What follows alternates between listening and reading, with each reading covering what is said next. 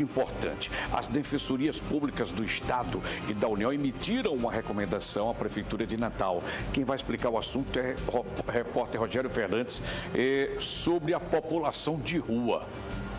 Qual o trabalho que está sendo elaborado, feito, dedicado a esses? Quantos? Nós temos uma ideia de quantos moradores de rua em Natal, Rogério?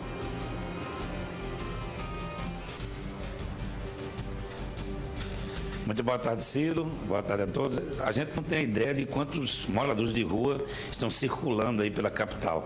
O que a gente sabe é que existe apenas um albergue com vaga para 68 pessoas. Essas pessoas passam um dia na rua e se recolhem no período noturno, o que já é complicado. Então, a defensora pública Ana Paula Pinto, que está aqui ao meu lado, houve uma recomendação à Prefeitura de Natal para que adeque esses locais, para que encontre mais locais, ou caso contrário, pague um auxílio moradia no valor de pelo menos um salário mínimo para essas pessoas. É isso, doutora? Muito boa tarde. Boa tarde, exatamente, é isso mesmo. A Defensoria Pública tem muita preocupação com as pessoas em situação de rua, porque é um público hipervulnerável. Todas as medidas que estão sendo recomendadas pelo Ministério da Saúde, de quarentena, de isolamento social, de você ficar em casa, não são aplicáveis para as pessoas em situação de rua, porque eles não têm moradia. Da mesma forma, as medidas de higiene, lavar as mãos com frequência, usar álcool em gel, tudo isso também não chega às pessoas em situação de rua. Então, é um público que merece uma atenção especial por parte da Prefeitura, por parte do Governo do Estado, e a Defensoria Pública, tanto do Estado quanto da União, adotou uma ação conjunta, recomendando várias medidas à Prefeitura de Natal. Por exemplo, nós temos apenas um albergue para 68 vagas, eles circulam o dia inteiro na rua, e se tiver alguém ali com coronavírus, por exemplo, já vai passando para outras pessoas. Exatamente. E lá tem quartos coletivos, né? Exatamente. O albergue, só existe um albergue disponível para o município de Natal inteiro, com capacidade para 68 pessoas, o que já é muito insuficiente, né, tendo em vista que as pessoas em situação de rua aqui em Natal são em aproximadamente 1.200, pelo que a gente especula, porque nunca houve um censo oficial. Bom, mas de toda sorte esse número é muito insuficiente, como você falou, eles ficam o dia todo circulando, né, exercendo suas atividades de flanelinha, etc., e se recolhem à noite às 18 horas no albergue. Ficam em quartos coletivos com beliches, onde dormem pelo menos 5 ou 6 pessoas, ou seja, a transmissibilidade naquele ambiente é enorme, colocando a saúde de todos em risco. Não é um ambiente adequado nesse momento de crise, né, de forma alguma.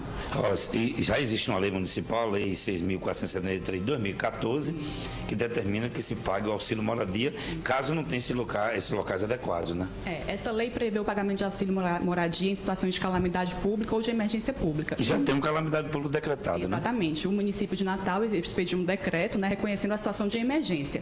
Então, a Defensoria Pública entende que o pagamento do auxílio moradia, nesse momento, é a medida mais adequada, mais eficaz e mais rápida, porque você não vai precisar construir um espaço, contratar funcionários, né, com toda a despesa daí decorrente, é uma coisa rápida, e eles vão poder ter a medida de isolamento, de quarentena deles, e esse valor de um salário mínimo também possibilita, claro, com restrições, mas é o que se pode fazer, a alimentação, né, alguma higiene, as condições dignas para que eles consigam viver e se enfrentar essa crise também.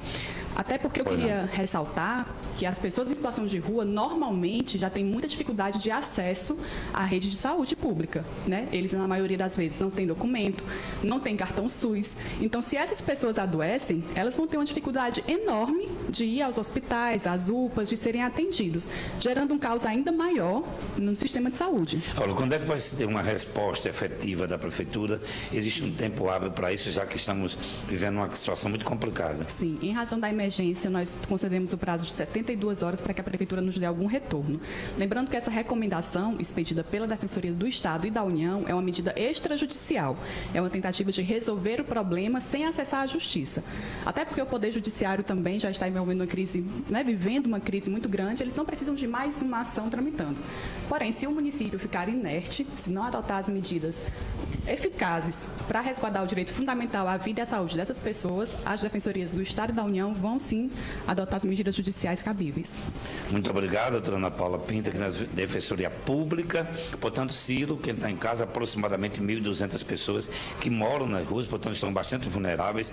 São números especulativos, não há ainda esse número oficial, não houve, como a doutora colocou agora há pouco, um censo que pudesse oficializar o número de pessoas que moram na rua. E só tem um albergue para 68 vagas. Faça a conta aí, Ciro.